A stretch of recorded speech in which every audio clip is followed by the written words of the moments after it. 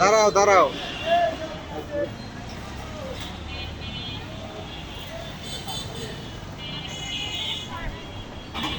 আস্তে আস্তে। আসেন আসেন আসেন, আপনি দাঁড়াবেন না। আবার এদিক দিয়ে যান, এই দিক দিয়ে যান। দাঁড়ান দাঁড়ান।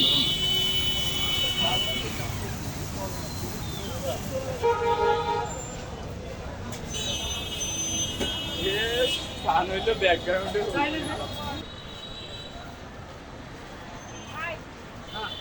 ভাই ভাই ভাই ভাই ভাই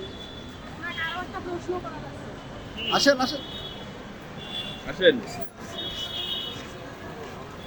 আর মূল কথাটা হচ্ছে বাংলাদেশের যারা খেলোয়াড় আছে তাদের সবারই সম্মান আছে, বাংলাদেশের যারা জনগণ আছে তাদের কোনো সম্মান নাই, যারা খেলা দেখে তাদের কোনো সম্মান নাই।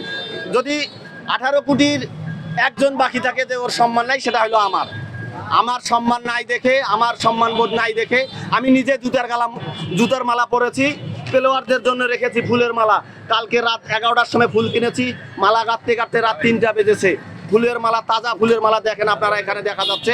এই ফুলের মালাগুলো আমি প্লেয়ারদের পরাইতে চাই। ভাই, আপনাদের আমি অসম্মানিত করতে চাই না, আপনাদের ফুলের মালা দিয়ে সম্মানী করতে চাই।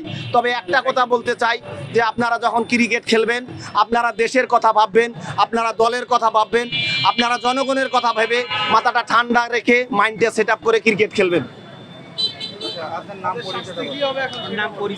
আমার নাম মোহাম্মদ রেজাউল ইসলাম রেজা। আমি ছোটোখাটো একটা কাজ করি ভাই, ফুড পান্ডায় রাইড করি আর ফেসবুকে আপনাদের একটু বিনোদন দেওয়ার চেষ্টা করি। আমার পেজটার নাম হচ্ছে কেয়ারলেস রনি। যদি আপনারা পারেন একটু ঘুরে আসবেন, দেখেন আপনারা কেমন বিনোদন দেই। আজকে এটা কি ক্ষোভের বসে আপনি এই চেষ্টা করছেন? এটা আসলে এটা খুব জেদ। আসলে আমি যদি এই শ্বাসটা নিতাম, আমি যদি এই কাজটা না করতাম, বাংলাদেশ দল এভাবেই খেলে যেত। কেউ না কেউ আবার এসে শয়তানি করতো। আমার মনে হচ্ছে যে আমি কিছু জানি, যদি আমার এই চাওয়া পাওয়াটা যদি তারা পূরণ করে, কেউ না কেউ পূরণ করে, কেউ না কেউ মাইন্ডে সেট আপ করে খেলে, তাহলে আমার বিশ্বাস বাংলাদেশ একদিন বিশ্বের বুকে নাম করবে, বাংলাদেশ বিশ্ব জয় করবে, এটা আমার বিশ্বাস।